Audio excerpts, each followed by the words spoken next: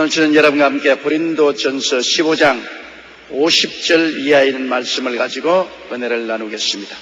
우리 다 같이 고린도전서 15장 50절을 읽겠습니다.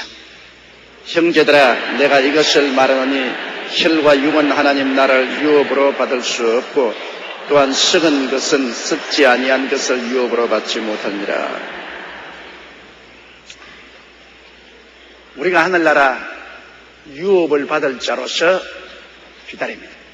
유업이란 것은 하나님의 계를 잇는다, 하나님의 유산을 받는다, 그런 의미인데, 하나님은 세상을 뜨시지 않기 때문에 영원히 계시면서도 우리가 부활한 그때는 예수 그리스도 하나님의 아들과 우리들에게 하늘나라를 상속으로 주시겠다고 약속하신 것입니다. 그러므로 이 하늘나라를 그리스도와 함께 상속으로 우리가 받을 터인데, 여기에 보니까 혈과 육은 하나님 나라를 유업으로 받을 수 없다는 것은 현재의 이 육신 상태로서 하늘나라 유업을 받지 않는다는 것입니다. 현재 우리는 혈과 육으로 지은 집에 살고 있습니다. 그러므로 끊임없이 우리는 혈과 육을 기르지 아니하면 존재하지 못하죠. 그러나 우리가 장차 하늘나라를 유업으로 받을 몸은 혈과 육이 아니라 부활한 몸인 것을 우리가 알 수 있습니다. 성경에는 썩을 것으로 심고 썩지 아니할 것으로 다시 살며, 욕된 것으로 심고 영광스러운 것으로 다시 살며, 약한 것으로 심고 강한 것으로 다시 살며, 육의 몸으로 심고 신령한 몸으로 다시 사나니, 그렇게 말씀했는데, 우리가 하나님의 나라를 유업으로 받는 몸은 신령한 몸인 것입니다. 부활한 몸인 것입니다. 새로운 몸인 것입니다. 우리의 이 몸은 이미 아담과 하와가 타락함으로 죄가 들어와서 영적으로 죽고 육체적으로 썩음의 종로로 타고 있는 것입니다. 부패가 우리 속에 들어와 있어요. 그렇기 때문에 벌써 어린아이로부터 시작해서 장성한다는 것이, 다시 말하면 죽음을 향해서 한 발자국 한 발자국 나아가는 것입니다. 심장은 죽음을 향해서 행진하는 북소리입니다. 퉁닥 퉁닥 퉁닥 퉁닥 심장의 두들거리는 소리를 맞춰서 죽음으로 나갑니다. 이미 우리 속에는 태어날 때부터 부패가 심어져 있습니다. 그러므로 우리는 점점 썩어져 가죠. 여기 있는 여러분, 우리는 하루하루가 다르게 썩어져 가고 있습니다. 하루를 살고 또 잠자리에 들어갈 때 또 이만침 무덤에 가까이 왔다, 죽음에 가까이 왔다, 우리는 인식하지 아니할 수 없습니다. 우리는 다 행인과 나그네와 같이 인생을 살고 있습니다. 행인과 나그네라는 것은 한 곳에 정착되어 있지 못해요. 행인과 나그네는 끊임없이 여행을 합니다. 우리는 이 땅을 여행하고 있습니다. 목적지는 육체론 죽음입니다. 죽음을 향한 여행과 행진을 계속하고 있는 것입니다. 누군도 예외 없이 우리는 죽어야만 하는 것입니다. 조만간에 다 죽어야 돼요. 이 일을 심각하게 생각해야 되는 것입니다. 사람들은 죽음의 문제는 생각하지 않으려고 합니다. 내 가족이 죽고 내 이웃이 죽고 친척이 죽고 사람들이 죽는 것은 나와는 거리가 먼 것으로 생각하는 것입니다. 그러나 얼마 있지 않으면 그것이 내게 체험으로 다가오는 것입니다. 다 죽어요. 그러면 죽을 그때는 이 세상의 부귀 영화 공명이 아무 소용이 없습니다. 하나도 가져갈 수 없습니다. 다 벌써 던져버리고 가는 것입니다. 그때 오직 귀한 것은 예수 그리스도의 구원과 하나님의 사랑밖에는 귀한 것이 없습니다. 죽음 저 건너편에 가는 데는 예수 그리스도의 구원과 하나님의 사랑 이외에는 아무것도 없습니다. 다 벗어버린 것입니다. 이 세상의 지위, 명예, 권세, 부귀, 영화, 공명이 우리에게 아무런 도움이 되지 않습니다. 예수님 한 분, 그리고 영원한 하나님의 사랑, 그 두 가지 사실이 죽음 저 건너편에 우리의 삶을 확정지어 주시는 것입니다. 이 세상에 사는 사람들은 여러분 실제로 살았다 하나 죽은 사람이에요. 영적으로 죽어서 하나님과 교통이 끊어지고 하나님을 알지 못하고 하나님을 필요로 느끼지도 않습니다. 그런데 그 영적으로 죽은 시체에 아름다운 옷으로 치장을 해놨습니다. 지위, 명예, 부귀, 영화, 공명이란 화려한 옷을 입혀놓았습니다. 아무리 화려한 옷을 입혀놓아도 그 속 사람이 죽은 사람입니다. 그 화려한 의복이 죽은 속 사람을 살려낼 수가 없습니다. 얼마 있지 아니하여 죽은 속 사람은 영원히 지옥으로 떨어지고 그가 입은 화려한 옷은 다 벗어서 대동댕이 치고야 말 것인 것입니다. 가장 근원적인 문제가 해결되어야 됩니다. 가장 인생의 중요한 문제가 우리 영혼의 구원입니다. 사람이 온 천하를 다 얻고도 자기 목숨 하나 잃으면 무엇이 유익하리요? 사람이 자기 목숨과 무엇과 바꾸겠냐고 성경은 말하고 있습니다. 가장 중요한 이 영혼의 문제를 내동댕이 쳐버리고 이 세상의 육신의 정욕과 무의 정욕, 일생의 자랑을 쫓고 무엇을 먹을까, 무엇을 입을까, 무엇을 마실까 이 문제만 위해서 전적으로 시간을 보내고 노력을 하는 것을 볼 때 너무나 안타깝습니다. 눈이 있어도 보지 못하고 귀가 있어도 듣지 못하고 마음이 있어도 깨닫지 못하니 얼마나 절망적인 존재입니까? 인간은 깨닫지 못하면 멸망하는 짐승과 같습니다. 절망적인 존재예요. 자기 영혼이 멸망을 향하여 가고 있다는 것을 인식하지 못하는 사람은 절망적인 존재인 것입니다. 오직 여러분 이 어둡고 캄캄한 절망에서 자기 스스로를 깨닫고 예수 그리스도를 구주로 믿고 하나님을 믿게 되는 것은 성령이 오셔서 우리 마음 문을 열어주어야만 되는 것입니다. 성령이 마음 문을 열어주지 아니하면 우리는 도저히 그리스도를 알 수도 없고 하나님을 믿을 수도 없습니다. 성령이 와서 우리 마음 문을 열어줘야 돼요. 성령이 루디아의 마음을 열매 그가 바울의 복음을 듣고 예수를 믿게 되었다고 성경은 말하고 있습니다. 우리 굳어지고 딱딱해지고 죽어진 마음이 성령께서 열어주지 아니하면 그리스도의 찬란한 빛을 볼 수가 없지요. 여러분 우리 한옥집 문을 미닫이 문을 꽉 닫아 놓았는데 바깥 경치가 보일 틈이 없습니다. 그러나 미닫이 문을 싹 열어놓으면 햇빛이 환하게 들어오면 바깥 경치가 환하게 보입니다. 저 푸른 산도 보이고 나무도 보이고 꽃도 보이고 새들도 보입니다. 우리 마음의 미닫이 문을 열어줄 자는 성령밖에 없습니다. 사람의 힘으로 미닫이 문을 열 수가 없이요. 죽은 자가 스스로 어떻게 자기 마음의 문을 엽니까? 영적으로 죽은 자는 자기 마음의 문을 열 힘이 없습니다. 하나님께서 성령을 통해서 우리 마음의 미닫이 문을 싹 열어제끼면 와 이런 세계도 있구나. 이게 하나님도 계시고 예수님도 계시고 천당도 있고 지옥도 있고 성경도 있구나. 깨달음이 마음속에 광명한 빛으로 다가오게 되는 것입니다.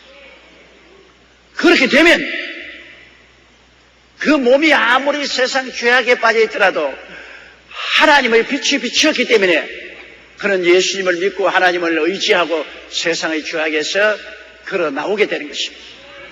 마음의 미닫이 문을 달아놓고 세상의 죄악의 수렁에 빠진 사람 보고 나오라고 아무리 해도 나올 이유가 없지요. 여기가 좋은데 왜 나가? 우리는 세상 주지 육림 속에 사는 것이 좋다. 왜 나가?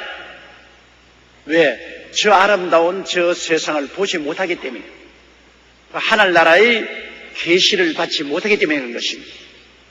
그러므로 강제적으로 예수 믿으라. 왜 예수를 믿지 않느냐? 왜 교회 안 나가냐? 아무리 굴밤을 줘도 그거로 말미암아 사람이 예수 믿게 되지는 않습니다. 예수 믿기 위해서는 마음의 미닫이 문을 열어 제껴야 되는 것인데 이거는 하나님만이 하실 수 있기 때문에 기도하는 도리밖에 없습니다. 여러분 자식들이 예수를 잘 믿는 부모 설하에 태어나서도 교회 오기를 싫어하고 기도하기를 싫어하며 성경도 읽지 않고 세속으로 나가는 자식들, 아버지 어머니가 늘 꾸짖습니다. 왜 너는 아침에 일어나서 기도도 안 하냐? 성경이라도 한 페이지 읽으라. 주일날 왜 교회 안 나가노? 너 그러다가 지옥 간다. 그래도 마이동풍입니다. 왜? 부모가 예수를 잘 믿는 집안의 자녀로 태어나도 그 마음의 미닫이 문이 닫혀있는 이상은 부모가 믿는 하나님 아버지와 예수님을 도무지 이해할 수가 없습니다. 우리 아버지 어머니는 자우한 종교에 미쳐서 도무지 왜 저렇게 하는지 모르겠. 그 어린 자녀는 방 안의 것밖에 안 보입니다. 바깥 세상은 안 보이거든. 미닫이 문이 닫혔습니다. 안 보이는데 어떻게 저 바깥에 있는 아름다운 천국의 경치를 이해할 수 있으며 그 바깥에 계시는 하나님 아버지와 예수 그리스도를 바라보고 믿을 수가 있겠습니까? 그러므로 유일하게 할 수 있는 것은 부모님이 자식을 위해서 기도를 하는 도리밖에 없습니다. 하나님 마음의 미닫이 문을 열어주시옵소서. 밖에 경치가 아름다운 것을 보면 그 퀴퀴한 냄새나는 방 안에 앉으시려고 안 합니다. 자기가 나가요. 자기 발로 걸어 나가요. 남편이 술 취하고 방탕하고 세상 오락에 취한 남편 멱살을 잡고 교회 나가자고 협박하고 교회 안 나가면 안 살겠다고 해도 그분 변화되지 않아요. 왜? 교회가 뭔지 하나님이 뭔지 예수님이 뭔지 계시를 받지 않기 때문에 모르죠. 그러나 남편 위해서 기도를 많이 하고 하나님 그 마음의 미닫이 문을 열어달라고 기도를 해놓으면 어느 시에 하나님이 오셔서 싹 마음의 문을 열어놓습니다. 이것 봐라. 저 세상에 있구나. 하나님도 계시고 예수님 십자가에 못 박에 몸주고 피 흘린 것이 나를 구원하시기 위한 것이 있구나. 천당도 사실이고 지옥도 사실이구나. 보이거든. 계시의 눈이 열리니까. 그러면 자기 스스로가 털털 털고 야 여기 있다가는 절단강산이 되겠다. 큰일 나겠다. 내가 세상적으로 살다가는 지옥불에 불타고 말 것이다. 내가 걸어 나가야지. 스스로 걸어 나오는 것입니다. 보아야 걸어 나오지 안 보이면 걸어 나오지 않습니다. 계시의 영이 열려야만 되는 것입니다. 마음의 계시의 미닫이 문이 열려야 되는데 이는 하나님만이 하실 수 있는 것이요 이 하나님의 손을 움직일 수 있는 것은 기도밖에 없습니다. 이러므로 여러분께서 강제적으로 폭력으로 상대방을 예수 믿게 하려고 생각하지 마십시오. 그건 절대로 안 됩니다. 마음문이 열려야 돼요. 마음문을 하나님이 여시는 것이기 때문에 기도밖에 없습니다. 첫째도 기도요, 둘째도 기도요, 셋째도 기도요. 계속 기도함으로 하나님께서 그 기도를 들으시고 때가 이름에 마음문의 미닫이를 확 열어주게 되는 것입니다. 광명한 빛이 들어오고 계시의 세상이 마음에 확 들어오면 어느 누구라도 회개합니다. 누구라도 하나님께 손들고 나오게 되는 것입니다. 그러므로 이 혈과 육을 가지고는 하늘나라를 상속으로 못 받습니다. 왜냐하면 혈과 육은 하늘나라가 전혀 안 보여요. 혈과 육은 세상의 물질밖에는 보이지 않습니다. 그러므로 감각적이고 물질적인 것만 따라가는 것이 혈과 육이죠. 세상밖에 안 보이고 물질밖에 안 보이는 이 혈과 육이 저 영원한 영적 세계를 상속으로 받을 수가 없습니다. 그러므로 혈과 육은 하나님 나라를 상속으로 받을 수가 없고 썩은 것은 썩지 아닌 것을 유업으로 받지 못합니다. 이 육체는 썩은 것입니다. 얼마 있으면 장사 지내버리고 말 것입니다. 이것은 썩지 아니할 영원한 천국을 상속으로 받지 못합니다. 51절요. 보라 내가 너희에게 비밀을 말하더니 우리가 다 잠잘 것이 아니요 마지막 나팔에 순식간에 호련히 다 변화하리니. 비밀은 모르는 것이 비밀입니다. 비밀이 다 공개되면 비밀이 아니죠. 바울 선생께서는 하나님께로부터 비밀이 받았는데 때가 오면 이것을 공개하는 것입니다. 이젠 더 이상 비밀이 안 되죠. 여러분 우리가 예수 그리스도 안에서 유대인뿐 아니라 이방인들이 다 구원을 받고 부활해서 하늘에 올라갈 것은 구약시대는 철저히 비밀로 되어 있었습니다. 구약시대 사람은 몰랐어요. 그러나 예수님이 오셔서 12사도를 부르시고 그들을 훈련시키시고 십자가에 죽으셨다 부활하신 후 성령이 오시자 이 비밀의 세계가 공개되었습니다. 그 바울 선생도 하나님의 부르심을 받고 이 비밀의 세계를 들여다볼 수 있게 된 것입니다. 그러므로 이 이상대 비밀이 아니죠. 바울 선생께서는 오랜 세월 동안 인생들에게 비밀에 붙여있던 사실을 이제는 공개해서 우리에게 알려주는 것입니다. 다시 말하면 우리가 다 잠잘 것이 아니요 죽는 것을 잠잔다고 합니다. 잠자는 자는 깨어 일어나지 않아요. 우리 예수 믿는 사람은 주를 믿고 죽는 사람은 잠잔다 그럽니다. 잠자는 사람은 깨어나기 때문에 죽은 사람은 깨어나지 못하죠. 잠자는 사람은 깨어날 수 있기 때문에 잠잔다고 말하는 것입니다. 세상으로 볼 때 잠잔다고 우리가 죽은 사람을 말합니다. 안 믿는 사람은 영 죽었고요. 믿는 사람은 세상으로 볼 때 잠잔다. 그 육신이 깨어났기 때문에 그런 것입니다. 영혼은 천국에 가 있죠. 사람이 죽으면. 육신이 부활할 것이기 때문에 그 의미를 잠잔다 그럽니다. 잠 안 자는 사람은 안 깨어나잖아요. 잠자는 것은 깨어날 수 있기 때문에 우리 육신이 지금 죽더라도 그 육신이 다시 이 세상에서 깨어납니다. 부활로 깨어나게 되는 것입니다. 그 육신이 뭐 죽어서 수장을 했든 화장을 했든 그냥 땅에 평토장을 했든 다 육신이 다시 한번 부활의 몸으로 태어나기 때문에 육신으로 죽음을 잠잔다고 말하는 것입니다. 깨어나기 때문에. 우리가 다 잠잘 것이 아니요 마지막 나팔에 순식간에 호련이 다 변하리. 나팔이 3번 울린다고 말을 하고 있습니다. 첫째 나팔이 불고 둘째 나팔이 불고 마지막 나팔이 분다는 것입니다. 나는 몽고에 선교사로 갔던 한 부부의 이야기를 읽어보았습니다. 그들이 애지중지하던 딸이 몽고에서 병들어서 치료를 받지 못하고 죽었습니다. 그래서 그 부모가 공동묘지에 어린아이를 장례지고 난 다음 너무나 슬퍼서 좌절과 절망에 처했습니다. 그런데 그 선교사님이 하루 저녁 꿈을 꾸는데 꿈에 갑자기 하늘이 환하게 황금빛으로 물들더랍니다.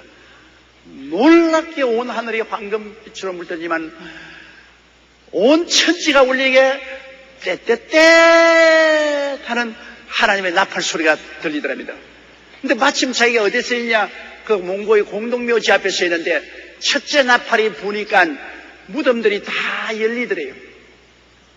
그리고 둘째 나팔이 부니까 죽은 시체들이 다 일어나더라고요. 셋째 나팔이 부니까 순식간에 혈과 육은 사라지고 부활의 몸으로 변화를 입어서 하늘나라로 들려 올라가는데 그 가운데 자기 딸도 포함되어 있더랍니다.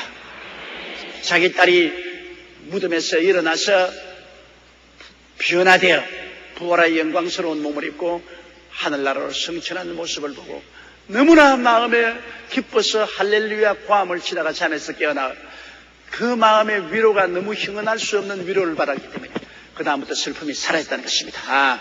우리 딸이 죽은 것이 아니구나. 그 육체는 무덤에서 잠자고 있구나.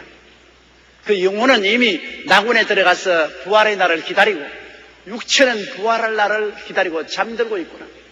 부활의 날에 하나님께서 하늘에 있는 그 딸의 영혼을 그 부활의 몸으로 보내어서 그 부활의 몸을 입고 영원히 주님과 함께 살게 되겠구나 하는 그 확신을 얻고 그 마음속에 너무나 기쁘고 즐거워서 슬픔이 안개구름같이 사라졌다는 간증을 적은 것을 제가 읽어본 적이 있습니다. 그러므로 사실 여러분 죽는다는 것은 제3자가 볼 때 죽는 것이지 당사자는 죽음을 몰라요. 예수 믿는 당사자는 내가 잠들었다고 생각하고 깨어나니까 천당이더라. 죽음이라는 것은 깊은 잠에 떨어지는데 잠에서 떨어져서 영적으로 깨고 보니 예수님 품 안에 천국 낙원에 와 있더라.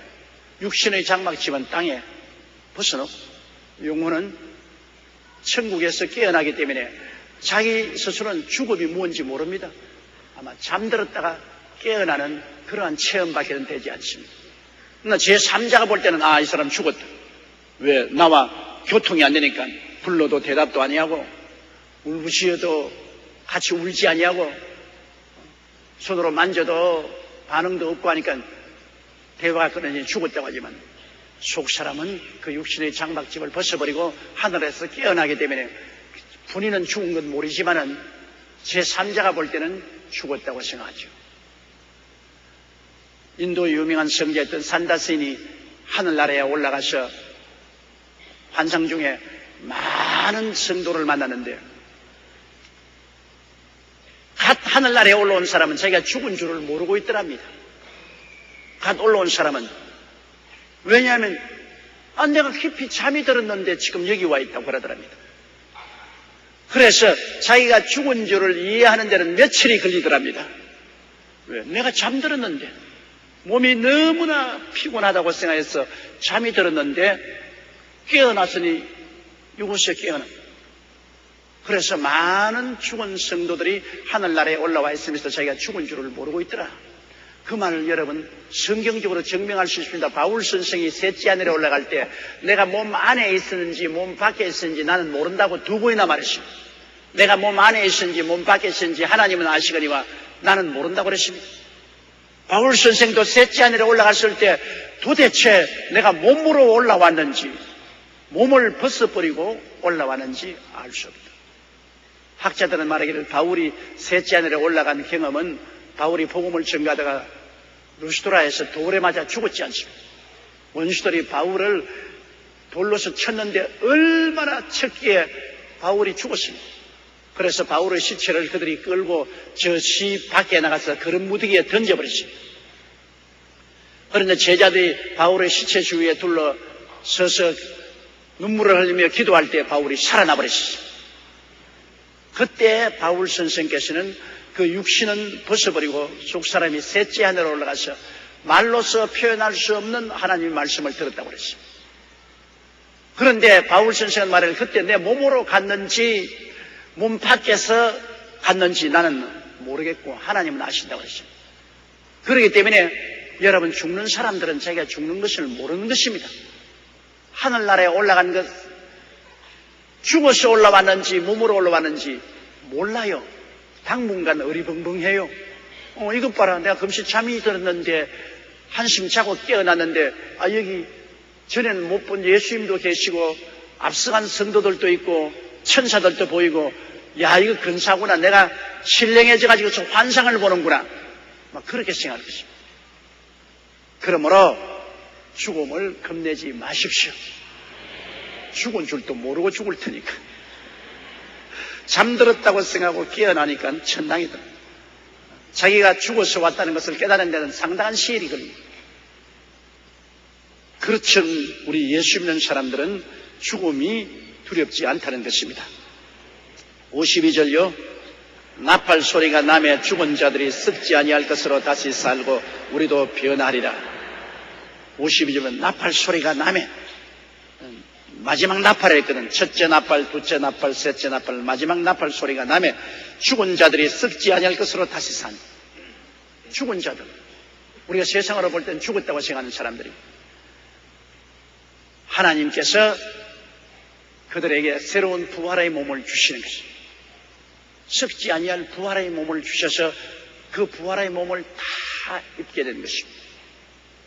우리도 변하리라. 바울 선생은 주님 강림하실 것이 자기 세대에 있을 것을 알기 때문에 우리도 변하리라. 죽기 전에 바울 선생은 예수님이 올 줄로 확신하고 있었습니다. 바울은 그만큼 예수 그리스도의 강림을 확신하고 있었습니다. 죽은 자들은 주님이 오실 때 썩지 않을 것으로 다시 입고 우리는 변화받는다 그랬습니다. 바울이 우리 세대는 우린 죽을 시간도 없으니까 우리는 마지막 나팔에 모두 다 부활의 몸으로 변화될 것이라고 말했습니다. 그처럼 하나님이 보시기에는 하루가 천년 같고 천년이 하루 같기 때문에 바울 선생이 지금부터 2000년에 살았으므로 하나님 보시기에는 이틀 전의 사람입니다. 이틀 전의 사람입니다. 바울이 하나님의 눈으로 볼 때는 바로 며칠만 있으면 주님이 오실 것으로 보았었습니다. 얼마나 주님 강림하실 것이 마음에 확증을 하였든지 우리 전에 죽은 사람들은 부활할 것이요. 우리는 지금 살아있는 우리든 이대로 변화를 받을 것이라 그렇게 말하셨습니다. 그처럼 바울 선생은 자기 세대에 주님이 오실 것을 강력히 믿었습니다. 그러므로 오늘날 2000년이 지난 오늘날에는 어떤 때이겠습니까? 바울이 그때 벌써 말세라 그랬으면 지금은 말세의 말세인 것입니다. 최후에 왔습니다. 나는 내 생각에도 여러분 너무 서둘러서 가지 아니하신다면 주님 마지막 나팔에 불 때 죽은 자들이 다 썩지 않을 것으로 변화될 입을 것이요 우리도 변화될 것입니다. 왜? 우리는 죽을 여가가 없을 것이라고 나는 지금 생각을 하고 있습니다. 바울이 그렇게 생각했듯이 저는 더욱 그렇게 생각합니다. 우리가 너무 서둘지 않으면 우리는 죽을 여가가 없이 변화를 받게 될 것입니다. 왜냐하면 바울 시대보다도 오늘날의 시대에 와서는 주님이 예언하신 그 상징적인 모든 것이 다 이루어지고 있습니다. 자연의 재앙을 보십시오. 온 세계에 홍수가 나고 온 세계에 재앙이 일어나고 있지 않습니까? 온 세계에 전쟁과 전쟁 소문이 끝이 없습니다. 오늘날도 미국이 이란을 공격한다는 소문이 천지에 빡들어차 있습니다. 그리고 우리가 전에 알지 못하는 온갖 기근과 질병과 무서운 일들이 일어나고 있잖아요. 그리고 마지막 때 주님께서 역사적으로 확실히 확정한 이스라엘의 독립과 유럽 연합 이런 것이 우리 눈앞에 다 이루어지지 않습니다. 이스라엘 무화과 나무가 다시 살아나고 잎이 피고 꽃이 피고 그 다음엔 유럽 연합 이루어져서 유럽이 단일 나라가 이루어지고 이러한 것들이 다 성경에 예언한 것인데 그 예언이 우리 앞에서 착착 이루어지므로 우리는 이제 주님 오실 날을 고개를 들어서 바라보며 기다릴 수 있게 된 것입니다. 야, 얼마나 멋있겠습니까? 왜냐하면 안 믿는 사람은 영적으로 죽기 때문에 영적 나팔 소리는 못 듣거든요. 육신의 나팔 소리는 듣지만 영으로 죽은 사람이 영적인 나팔 소리는 못 듣지요. 그러나 예수를 믿고 거듭나고 성령이 거한 사람은 영적인 나팔 소리가 나면 귀를 팍쩍 들어보는 거예요. 떼떼떼.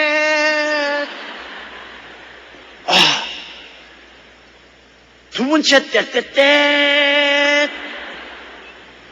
죽은 사람이 다 일어납니다. 세 번째 떼떼떼 하면 내가 변화되었구나. 내가 완전히 변화되었어요. 약한 몸이 강한 몸으로, 추한 몸이 영화로운 몸으로, 유고 몸이 신령한 몸으로 변화되고 그리스도의 영광의 광채가 찬란합니다. 이럴 수가 있느냐? 그러자 순식간에 공중으로 올라가는 것입니다. 올라갔세 올라갔세 구름 타고서 성령 올라가 세상의 고달픔도 이제 끝나고 할렐루야 이 하루를 기다렸다오. 그렇게 올라가는 거예요. 그 안 믿는 사람들은 지금 왜 올라가지? 풍선이 되었냐? 지금 왜 올라가지? 안 믿는 사람들은 너무나 놀랍니다. 같이 있던 사람이 그냥 찬란하게 변하더니만 올라가 버립니다. 그래서 일대 소동이 일어나는 것이다. 우주인이 와가지고서 수많은 사람을 납치해 가버렸다. 제일 납치를 많이 당한 사람이 한국 사람이다.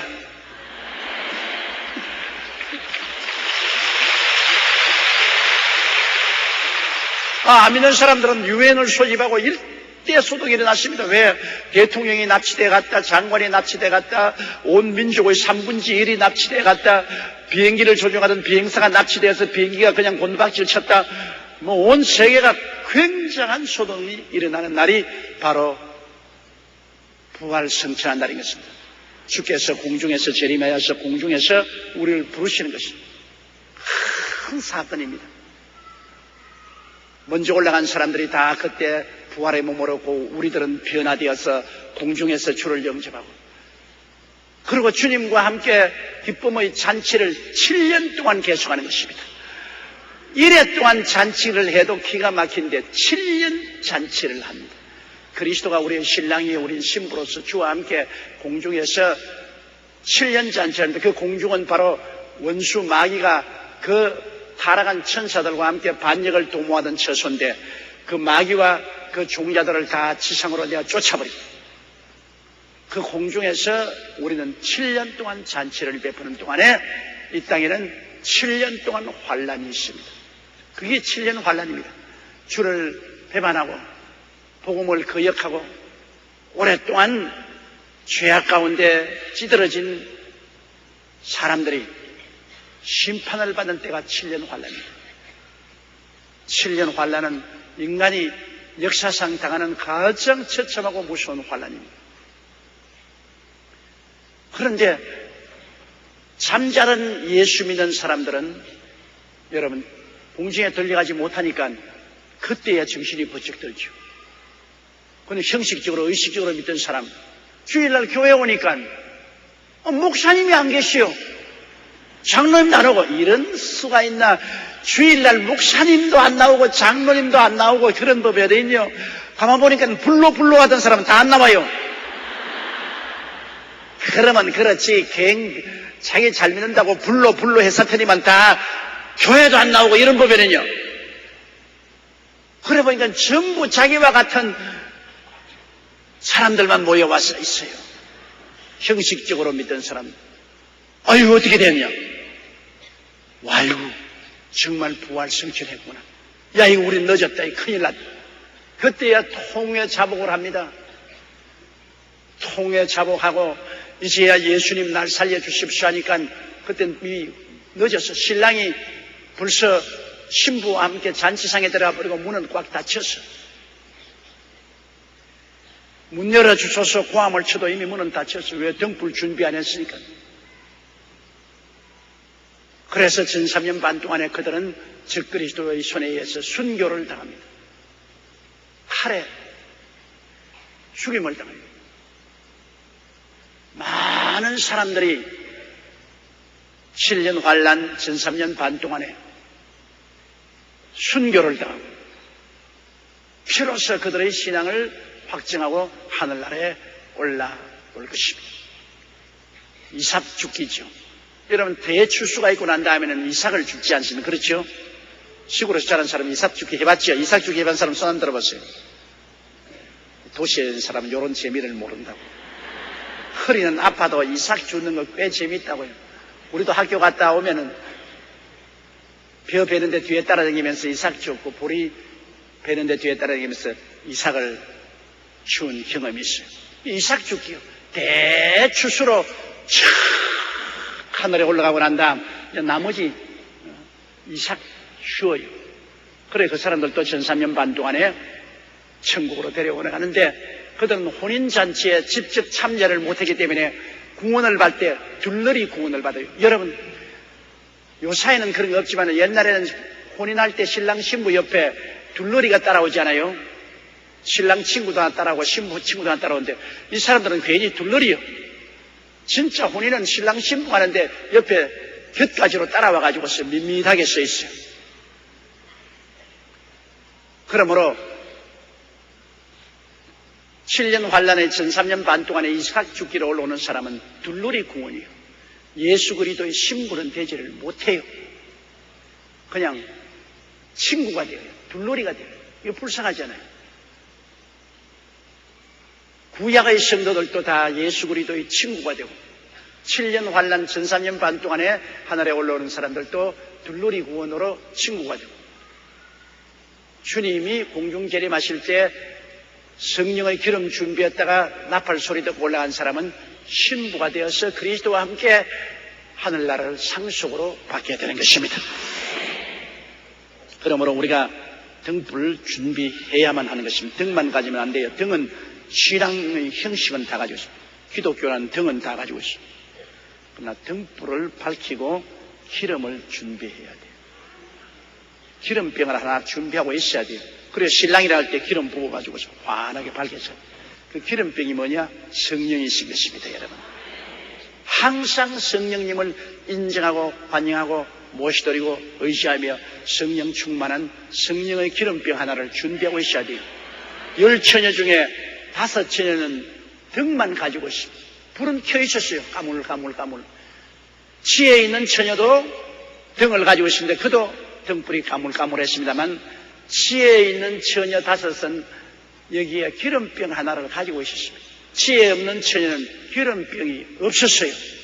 기름병이 없었어요. 신랑이라도 할 때 지혜 있는 5처녀는 기름을 부어가 환하게 밝혀서 등불 들고 나갔는데 다른 처녀들은 기름을 준비 안 했기 때문에 가물가물하다가 등이 확 꺼져버렸는데 등만 들고 있고 등불을 켜지 못했으므로 신랑을 맞이하러 못 갔습니다. 다 같이 기독교 신앙이란 등을 가지고 있습니다. 다 같이 교회 왔다 갔다 하면서 지금 약간 등불이 켜져 있으나 이제는 너무 오랫동안 기다리니까 등불이 꺼지려고 그래요. 그러나 성령을 인정하고 환영하고 모시도록 의지하며 성령님으로 충만한 사람은 성령이란 기름병 하나를 들고 있는 것입니다. 언제나 그 기름병에서 기름이 공급당하는 것입니다. 성령이 바로 그 기름이에요. 오늘날 성령 없는 신앙은 여러분 기름병이 없는 신앙인 것입니다. 그렇기 때문에 우리가 예수 믿으면서 성령님을 인정하고 환영하고 모시도록 의지하며 항상 성령 충만을 강구하는 신앙생활이 절실히 필요한 것입니다.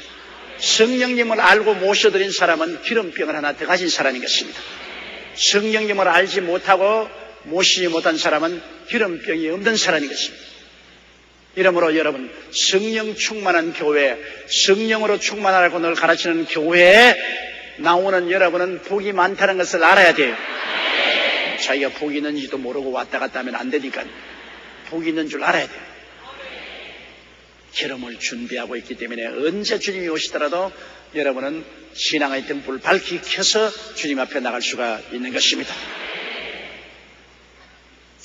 자, 54절 보십시다. 이 썩을 것이 썩지 아니함을 입고 이 죽을 것이 죽지 아니함을 입을 때에는 사망이 이김을 삼킴바 되리라고 기록된 말씀이 응하리라. 자, 이 썩을 것이 썩지 아니함을 입었습니다. 이 썩을 몸이 확 변화되어 가지고 있어요. 부활의 몸으로 변화되기 때문에 이제 썩지 않죠. 또 이 죽을 몸이 늙어서 죽을 몸이 이제는 영원히 죽지 않는 몸으로 갈아입어요. 정말로 멋있죠. 썩을 몸이 썩지 않을 몸을 입었기 때문에 다시는 병들거나 아플거나 늙는 것이 없죠. 또 죽을 몸이 죽지 않으니까 이제는 영원히 살죠. 사람이 정말 영원히 살아야 재미가 있지, 영원히 살지 않으면 재미가 없지 않아요.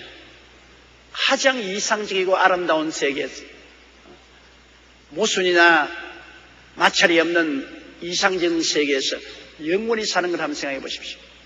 기가 막히게 좋은 세계에서 영원히 산다. 죽음이 없다.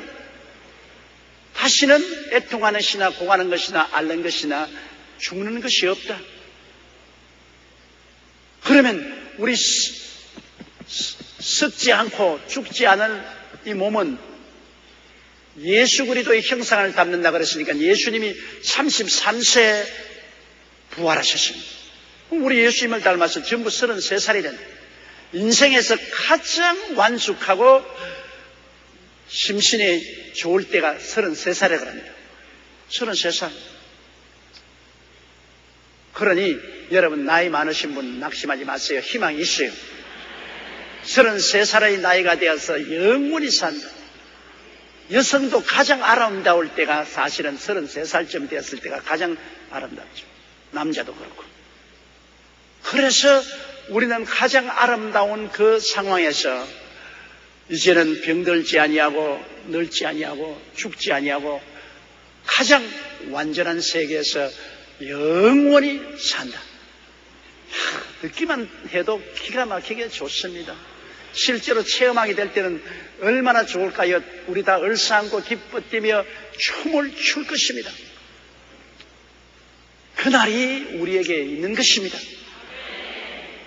이런 날을 보지 못하고 이 세상 썩어질 것만 바라보고 꿀꿀하면서 살다가 영원한 지옥으로 떨어진다면 얼마나 비참하겠습니까?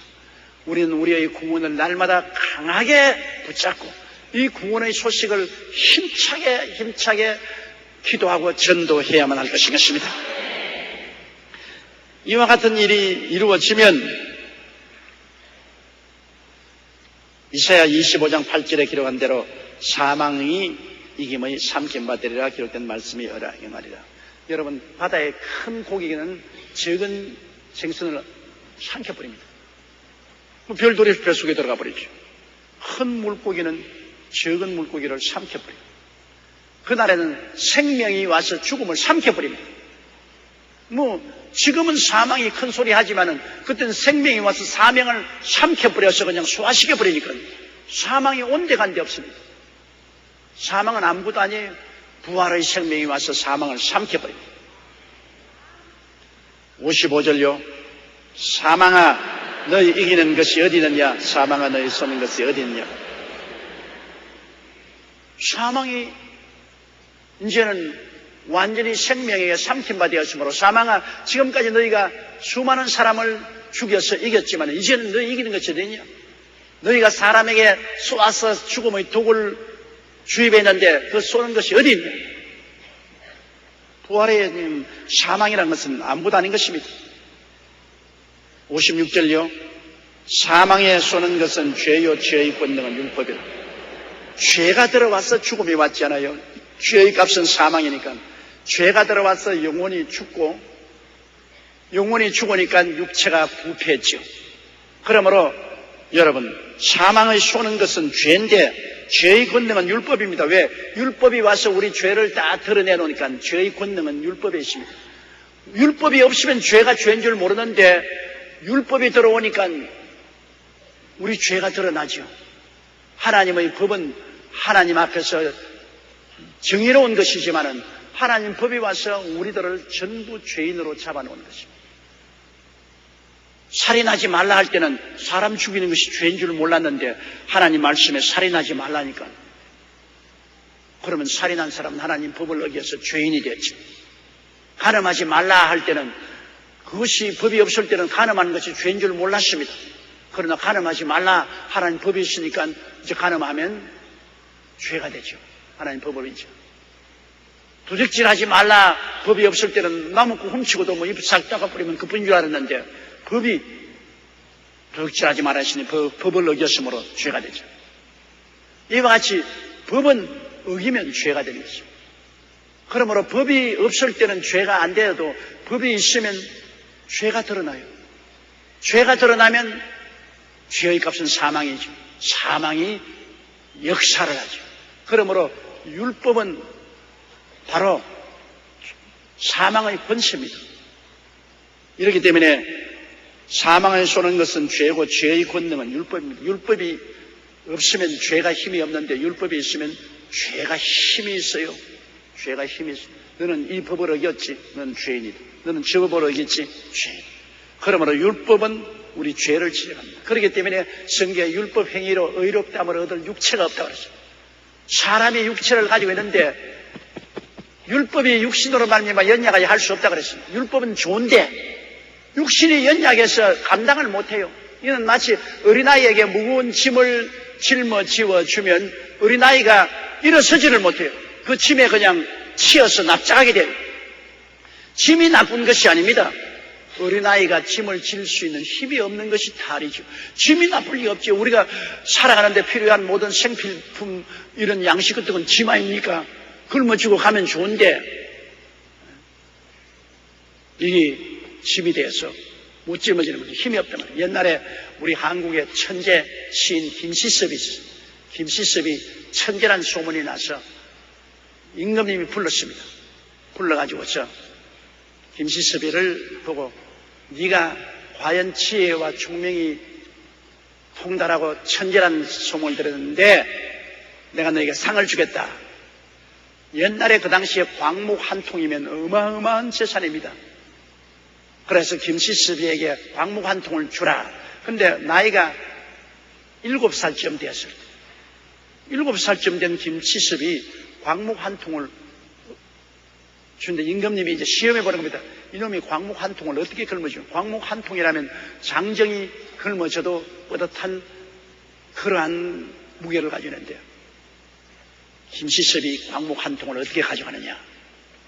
그 임금님이 잔뜩 보고 있습니다. 김시섭이 임금님에게 사리하고 난 다음에, 임금님, 내 두루마기 끝에 광목통 끝을 좀 묶어 주십시오. 그러는 김시섭이 들었는데 광목이 줄줄줄줄 풀려서 끌려가는 겁니다. 걸머지고는 못 가도 끌고는 갈 수 있다. 그래서 임금님이 무릎을 치고 그 치에 놀랐다는 것입니다. 걸머지고는 못 갈 것, 자기의 두루막자락에 묶어놓고 끌고는 간다.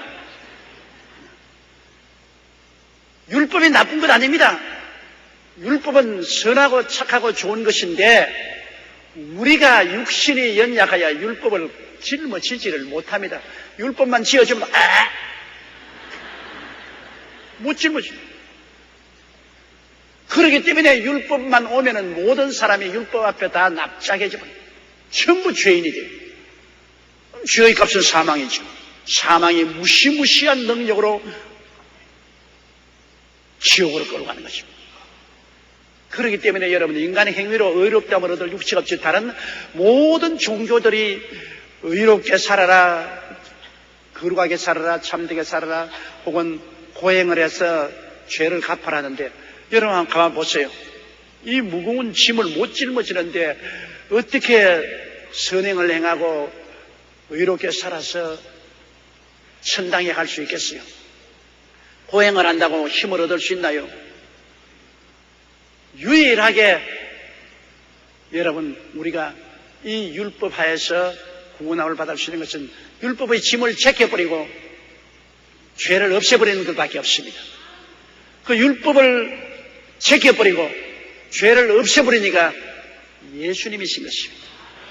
예수님을 의지하면 예수 안에서는 우리를 짓누르는 율법이 없어져버렸습니다. 그리고 그로 말미암아 온 죄도 예수님이 십자가에서 다 보혈로 갚아버렸습니다. 예수 안에서는 율법도 사라지고 죄도 사라지고 오직 예수님만 남아있는 것입니다. 그러므로 예수 믿는 도가 이렇게 깊고도 심오하고 너무나 놀라운 것입니다. 예수님 밖에서는 율법이 지금 맹렬한 힘을 발휘하고 있습니다. 그 율법 하에서 모두 다 죄인이 되어서 죄의 값은 사망으로 죽음으로 끌려가고 있죠. 그러나 예수님 안에서는 예수님이 십자가에서 율법을 다 완성하고 철폐해버리고 율법의 결과로 온 죄도 다 갚아버리고 예수님 안에서는 오직 은혜만 충만한 것입니다. 그 은혜를 인하여 믿음으로 말미암아 구원을 받기 때문에 이제 믿기만 하면 되는 것입니다. 그러면 믿으면 성령이 오셔서 우리를 율법 행위가 이루어지도록 도와주시는 것입니다. 회개하고 성령을 의지하면 우리가 점점 성화되고 변화되는 것입니다. 율법이 육신이 연약하여 율법이 육신으로 말미암아 연약하여 할 수 없는 것을 하나님은 하시나니 곧 죄를 인하여 그 아들을 죄 있는 모양으로 보내사 육신의 죄를 정하사 육신을 쫓지 않고 그 영을 쫓는 자에게 율법의 요구가 이루어지게 하려며 그 아들이 와서 죄 있는 몸으로 와서 율법을 다 죄와 율법을 책임지고 청사해버린 거죠. 그러므로 예수 믿는 것이 얼마나 좋은지 여러분 알아야 돼요. 정말로 다른 종교를 열심히 믿는 사람들 불쌍해요. 그 마음에 열심히 있는 신앙과 정성은 가상스러운 것이지만은 결국에는 구원이 없는 종교를 열심히 믿기 때문에 불쌍하다는 것입니다. 어떠한 신학교 교수가 종교는 다 똑같은 것이다. 산으로 올라가는데 이 길로 올라가나 저 길로 올라가나 꼭대기에 올라가면 된다는데 그런 엉터리 가짜 같은 가르침이 어디 있어요? 요새 신문 광고에 보니까 한국의 모모 철학자라는 사람이 그래 예수 그리스도는 하나의 신하라고 말해요. 신하라는 것은 사람이 꾸며낸 이야기라는 것입니다. 참으로 불쌍하게 짝이 없습니다. 이 세상에 예수 그리스도가 신하면 오늘 날짜가 2002년 9월 25일 이것은 예수 그리스도의 태어난 날을 중심으로 해서 온 세계가 날짜를 재고 있습니다. 이게 더 신합니까? 2002년 9월 25일이라는 것은 사실 날짜 아닙니까? 사실 날짜, 신화가 아니죠. 예수님이 신화라면 온 인류의 역사와 온 인류의 문화가 신화 속에서 있습니다. 그럼 온 인류가 다 미쳤단 말입니까? 어떤 사실보다 확실한 것이 예수 그리스도의 강림하심과 십자가의 죽으심과 부활의 사건인 것입니다. 이 사건에 세계의 역사가 얹혀지고 수레바퀴가 굴러가고 있습니다. 오늘 온 세계의 정치, 경제, 교육, 문화, 군사, 산업 모든 것이 기독교의 복음의 영향력을 안 받은 것이 없습니다. 더구나 구라파의 모든 사회 제도나 법 제도나 문화는 다 예수 그리스도의 죽으심과 부활하심에 의해서 이루어진 것입니다. 그리스도의 죽으심과 부활하심이 신화라면 오늘날 구라파의 문화는 신화입니다. 소위 말하는 선진국이라는 구라파 문화는 신화에 불과하게 되는 것입니다. 그런 엉터리 같은 소리 여러분 절대로 듣지 마세요. 신문에 크게 광고를 내는데 왜 낸지 압니까? 돈 벌어먹으려고.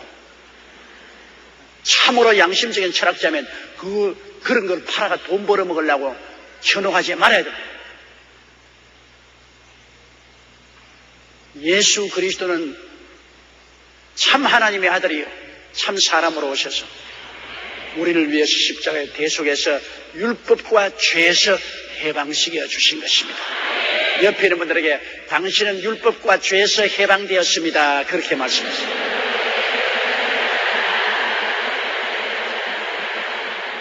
아멘. 57절요. 우리 주 예수 그리스도로 말미암아 우리에게 이김을 주시는 하나님께 감사하노라. 할렐루야. 주님께 한번 박수로 감사드리십시다. 우리 주 예수 그리스도로 말미암아 율법을 이기고 죄를 이기게 해주신 하나님께 감사하노라. 예수로 말미암아 이제는 율법도 다 제껴버리고 죄도 다 제껴버리고 율법과 죄를 사용해서 종횡무진으로 우리를 괴롭히던 마귀도 입이 삐뚤어지도록 예수님께 반지를 얻어맞고 나가 떨어져 버리고 말한 것입니다. 예수 그리스도로 말미암아 사탄과 율법과 죄가 다 무장 해제되어 버리고 말한 것입니다. 우리를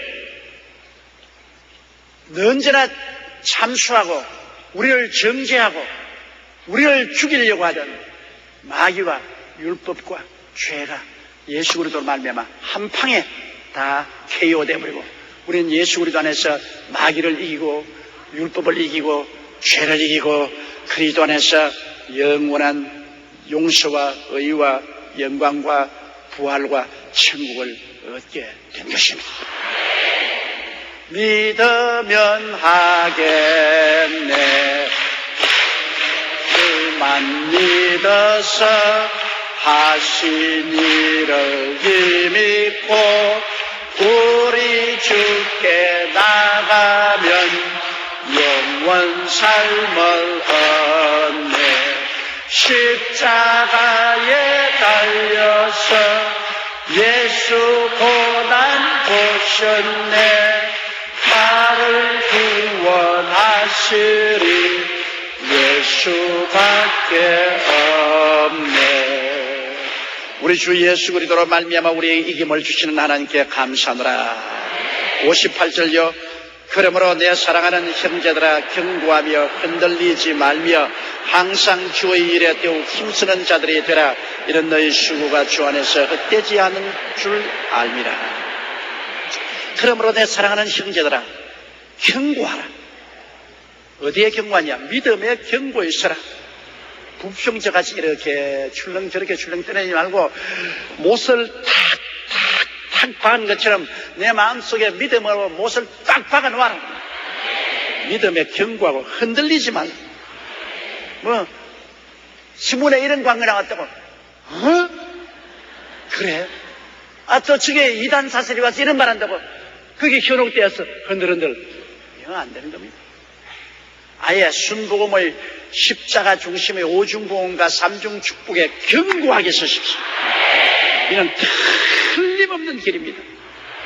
이것은 성경이 가르치는 길입니다. 절대로 거짓되지 않습니다. 순복음의 십자가 중심 오중복음과 삼중 축복에 견고하게 서는 여러분 되시기를 주의 이름으로 축원합니다. 그러므로 내 사랑하는 형제들아, 견고하며 흔들리지 말며 항상 주의 일에 더욱 힘쓰는 자들, 여러분이 스님 셀 리더면 스님 셀 리더로서, 구역 셀 리더면 구역 셀 리더로서 열심히 일하십시오. 왜? 우리의 지금 하늘나라 위에서 일하는 모든 것은 하나도 남김없이 여러분 기억이 되고 가품이 되는 것입니다. 도르가가 주를 위해서 열심히 일하니까 죽었을 때 하나님 베드로 보내서 부활시켜 주었어요. 고넬료가 기도와 구제를 열심히 하니까 주님이 베드로를 보내서 복음을 전해서 구원을 받게 해주셨습니다. 하나님은 여러분의 수고를 헛되게 하지 않습니다. 여러분의 힘쓰고 애쓰는 수고를 갚아주십니다. 사실 말이지, 여러분 셀리더로 일하려면 굉장히 희생이 따릅니다. 집안일 돌봐야죠. 가족들 돌봐야죠. 또 그게 또 시간 내가지고 셀리더로서 셀원들 돌봐야죠. 고분고분한 셀리더만 있으면 몰라도, 셀원들만 있으면 몰라도 그렇지도 못하고 망아지처럼 날뛰고 천방지축으로 뛰고 불순종하고 속상하게 하는 사람들 많지 않아요. 내가 뭐 때문에 교회 나가서 그냥 예수 믿지 셀리가 되어서 이런 고통을 당해야 될 것이냐. 그러나 그런 고통에는 상급이 따르기 때문인 것입니다. 수고하지 않은 사람에게 상급을 줄 택이 있어요. 수고하는 사람에게 상급을 주지. 그러므로 내 사랑하는 형제들아, 견고하며 흔들리지 말며 항상 주의 일에 더욱 힘써라. 늘 더욱 힘써라. 더 많이 해라. 더욱 힘쓰고 애쓰라. 이런 너희 수고가 주 안에서 헛되지 않은 줄 압니다. 주님 안에서 수고한 것 헛되는 거 하나도 없습니다. 세상 수고는 헛된 것이지만 주님 안에서 수고한 것은 헛된 것이 하나도 없습니다. 모두 다 알날이 열매를 맺을 것입니다. 그러므로 우리가 힘이 있는 데까지 열심을 다하고 충성을 다하여 일해야 될 것입니다. 힘이 없으면 나중에 하고 싶어도 못하죠. 우리가 젊음이 있고 아직까지 힘이 있을 때, 기회가 주어졌을 때 열심으로 여러분 일해서 하늘나라 갔을 때 그 영광의 광채의 도가 얼마나 다르다고요. 많은 영혼을 주께로 인도한 자는 하늘에 해와 같이 빛날 것이라고 말했어요. 지금 잠시 편했다가 나중에 영광을 소유하지 못하는 것보다는 지금 잠시 수고롭고 괴로워도 나중에 천국에서 말할 수 없는 영광에 참여하는 여러분 되시기를 주의 이름으로 축원합니다.